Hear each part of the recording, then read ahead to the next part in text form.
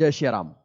आज पूरी भारत नहीं पूरी दुनिया के अंदर में प्रभु श्री राम की चर्चा जनव्याप्त है। श्री राम के बारे में आज मैं आप सभी लोगों को अपनी जानकारी की कुछ भाग को बताऊंगा। श्री राम कौन थे? श्री राम कहाँ के थे? श्री राम के पूर्वज कौन थे? श्री राम की एक जो राज्य परंपरा है, वो राज्य परंपरा को हम आदर्श परंपरा मानते हुए कहते हैं राम राज्य की कल्पना को आज जन जन साकार करना चाह रहा है। बंधुओं, राम आज दुनिया की इस सनातन संस्कृति पर हस्ताक्षर हैं। उन युवाओं के जीवन पर जो युवा आज प्रभु राम को अपना आदर्श मान करके अपने जीवन को यशस्वी बनाने की दिशा में आगे बढ़ा रहा है। एक युवा को कैसा होना चाहिए, एक राजा को कैसा होना चाहिए, एक पुत्र को कैसा होना चाहिए, एक पिता को कैसा होना चाहिए, एक पति को कैसा होना चाहिए और एक श्रेष्ठ सेवक को कैसा होना चाहिए, एक श्रेष्ठ राजा को कैसा होना चाहिए, आज करोड़ों ऐसे लोगों के जीवन के लिए हस्ताक्षर हैं प्रभु श्री राम। आज पूरी दुनिया उनके भाव और उनके नाम में डूबी हुई है। अयोध्या जी के अंदर में 22 जनवरी को हमारे भगवान, हमारे आराध्य इस दुनिया की संस्कृति पर हस्ताक्षर प्रभु श्री राम प्राण प्रतिष्ठित होकर के, और जब पूरी दुनिया के अंदर में भगवान भास्कर अपनी चमत्कृत से, अपने प्रकाश से दुनिया को चमत्कृत करेंगे, उसी समय रामलला अपने गर्भगृह में विराजमान होकर पूरी दुनिया को पुनः चमत्कृत करेंगे। यह शुभ घड़ी देखने के लिए भारत ने पूरी दुनिया की निगाहें रुकी हुई हैं। पूरी दुनिया इस दृश्य को देखने के लिए लालायित है, उत्सुक है। मैं आज उसके बारे में आप सबके सामने कुछ चर्चा करूंगा। राम हम सबके रोम रोम में बसे राम हैं। राम की आध्यात्मिकता, राम की राष्ट्रीयता, राम की कुशल नेतृत्वता, ये हम सब लोगों के लिए आदर्श है। राम का जहां जन्म हुआ वह अयोध्या, वह सप्तपुरियों में श्रेष्ठ पुरी है। कहा जाता है काशी बड़ी गोदावरी, तीर्थ बड़ा प्रयाग, सबसे बड़ी अयोध्या जहां श्री राम लीन्हा अवतार। प्रभु राम ने जिस अयोध्या में अवतार लिया, वह अयोध्या जहां युद्ध की कल्पना नहीं हो सकती, उसका नाम अयोध्या है। जिस श्रेष्ठ कुल में उनका जन्म हुआ वह सूर्य वंश कहा जाता है। सूर्य भगवान स्वयं सूर्य भगवान का वंश है। उस कुल में महाराजा सगर हुए, जिनका संबंध समुद्र से हम जोड़ करके कहानियों को कर। जिस कुल में महाराजा पृथु का जन्म हुआ, जिस कुल में महाराजा भगीरथ का जन्म हुआ, ऐसे श्रेष्ठ कुल में चक्रवर्ती सम्राट महाराजा दशरथ के सुपुत्र के रूप में प्रभु श्री राम अपने धरा पर आए। आने के बाद उन्होंने अपने जीवन के एक एक क्षण को समाज के सामने एक प्रेरक के रूप में, प्रेरणा के रूप में प्रभु राम ने दिया है। अगर बालक कैसा हो तो बालक प्रभु राम जैसा हो। इसलिए राम की विधा क्या थी? तो प्रातः काल उठ के रघुनाथा, मां तो पिता गुरु ना वही माथा। प्रातः काल जगने के बाद अपने से बड़े और अपने माता पिता को प्रणाम करने का संदेश, करने की प्रेरणा हमारे जीवन में प्रभु श्री राम से मिलती है। जब शिक्षा ग्रहण करने के लिए अपने गुरु के साथ आश्रम में जाते हैं, तो आश्रम में जाने के बाद जब हड्डियों का ढेर देखते हैं तो कहते, मुनिवर यह हड्डियों के ढेर कैसे हैं? यह किसकी हड्डियों के ढेर हैं? उनके गुरुजी मार्गदर्शन करते हैं कि हे राम, तुम जो हड्डियों के ढेर देख रहे हो, ये किसी जीव जंतु, किसी जंगली जानवर के नहीं है। ये उन ऋषि महात्माओं के हैं जिन्होंने इस सृष्टि में शांति के लिए, इस समाज के उत्थान और कल्याण के लिए, मानव जाति के सदमार्ग पे चलाने के लिए कार्य करने वाले ऋषि महात्मा जब यज्ञ करते थे, तो ऐसे राक्षस और ऐसे दुष्ट लोग, दुराचारी लोग उनकी हत्याएं करके उनको मार देते थे। हड्डियों के ढेर उन्हीं के हैं। राम ने वहां प्रतिज्ञा किया कि मैं जब तक इस धरती को असुरों से विहीन नहीं करूंगा, तब तक मैं चैन से नहीं बैठूंगा। और उस दिशा में निरंतर प्रभु राम चलते रहे, चलते रहे, चलते रहे। और उसी के क्रम में रावण रूपी आतिताई का भी वध प्रभु राम ने किया, बाली का भी वध किया, अनेकों राक्षसों का वध किया। प्रभु राम का जीवन हम सब लोगों के लिए कितना उत्कृष्ट है। पिताजी ने कहा कि वनवास जाना है, वनवास जाना है तो वनवास जाना ही है। लोगों ने कहा शायद पूरी दुनिया के सब लोगों के मन की इच्छा थी कि प्रभु राम अयोध्या के राजा बने। स्वयं पिताजी की भी इच्छा थी कि अयोध्या के राजा राम बने, लेकिन पिताजी ने कह दिया कि राम बन जाना है तो रघुकुल रीति सदा चली जाई, प्राण जाई पर वचन न जाई, रघुकुल की रीति बची रहे। इसलिए रीति परंपरा को निभाते हुए भगवान जंगल में गए और जाने के बाद मन में कोई क्षोभ नहीं रहा, कोई कष्ट नहीं रहा। जाने के बाद कहा, लोगों ने कहा, अरे आपके पिता ने तो आपको वनवास भेज दिया। राम ने कहा, पिता दिन मोहि कीन्ह न राजू, पिताजी ने तो मुझे बहुत बड़े राज्य का राजा बना दिया, संपूर्ण जंगल का राजा बना दिया। मां सीता जब आर्य सुमंत उनको श्रृंगवेरपुर छोड़कर आते हैं तो वहां से जाने के बाद माता सीता 4 पग ही चलती हैं तो उनके ललाट पे पसीना झलकने लगता है और कहती हैं, पुरसे निकसी रघुवीर बधूधर धीर गए मगमे डगद्वय, अब पूछती हैं चलनो कितनो, तुम पर्णकुटी डली हो कित जय। हे प्रभु कितनी दूर चलना है, पर्णकुटी कहां डालेंगे आप। उस समय वनवासी राम के मन में कष्ट होता है, चेहरे पर उदासी छा जाती है कि 14 वर्ष चलना है, न जाने कितनी दूर जाना है, अभी ये थक गई। लेकिन मां सीता भी जनक नंदनी थी, विदेह को मिली थी, इसलिए माता सीता भी भगवान राम के उस भाव को समझ करके प्रसन्नता से कही कि जब तक चलना है, ये मेरे जीवन का सौभाग्य है कि मैं आपके साथ आपके चरणों की अनुरागी बनकर के जीवन भर रहूंगी। मां सीता गई और मां सीता के जाने के बाद एक आदर्श पति कैसा हो सकता है, प्रभु राम का जीवन कितना आदर्श है। रावण रूपी अत्याचारी जब मां सीता का हरण कर लेता है तो हरण करने के बाद कितने विह्वल हो जाते हैं राम।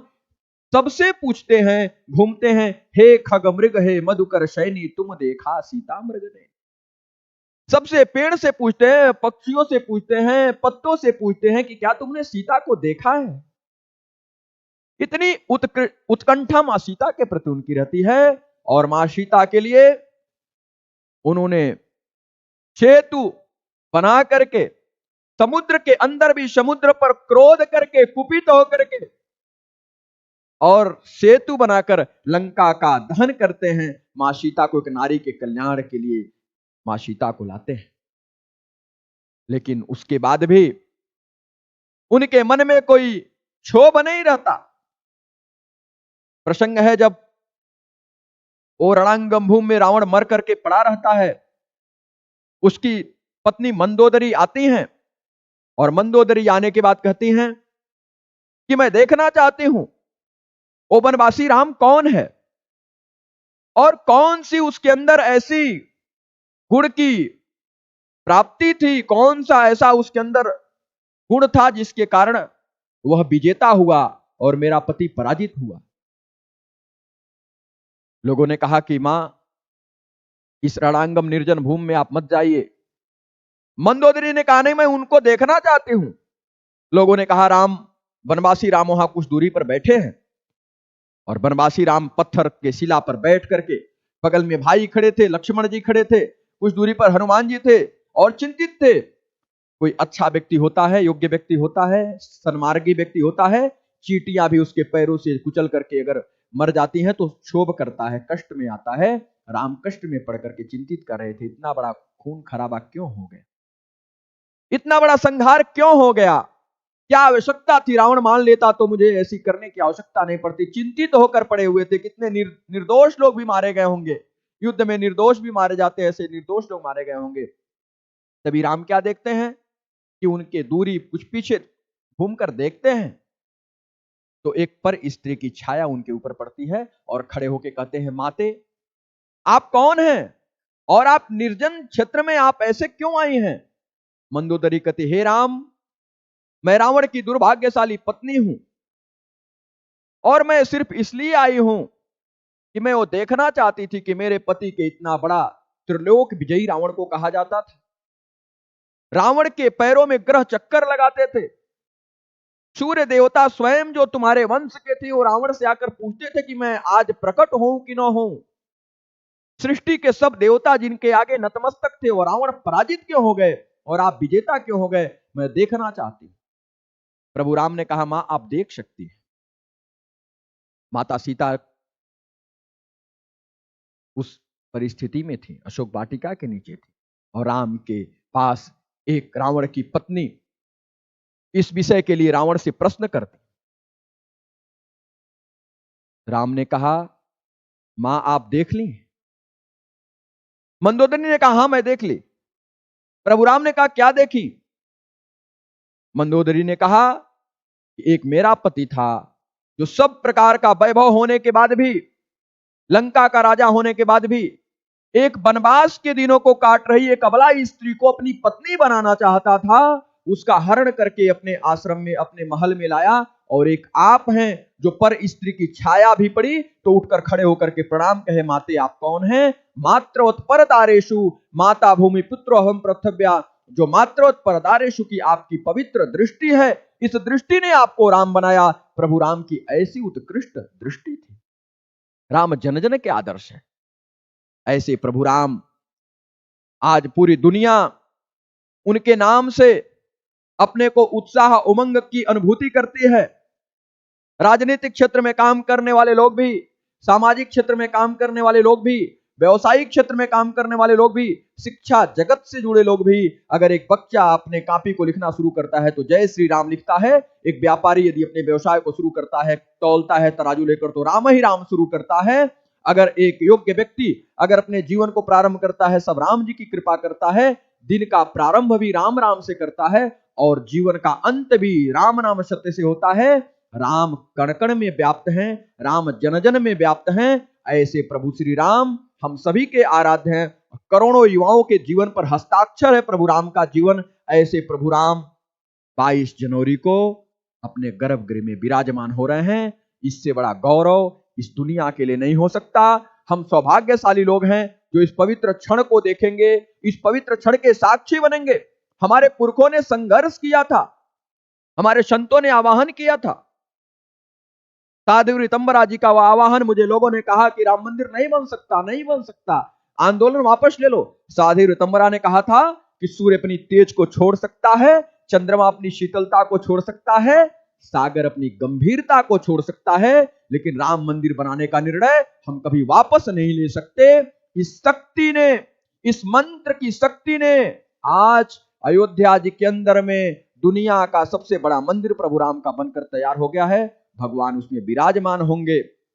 हमारे पुरखों ने संकल्प लिया था, राम काज किए बिना मोहि कहां विश्रामे। मंत्र सार्थक हो गया, ये मंत्र साकार होने जा रहा है। आप सभी लोगों को इस चैनल के माध्यम से मैं निमंत्रण देना चाहता हूं कि 22 जनवरी का दिन अपने जीवन का सबसे मंगलमय दिन हो। 22 जनवरी का दिन अपने घरों में दीप जलाएं, सुंदरकांड का पाठ करें, रामचरितमानस का पाठ करें, अपने घरों पर झंडे लगाएं, राम नाम का संकीर्तन करें।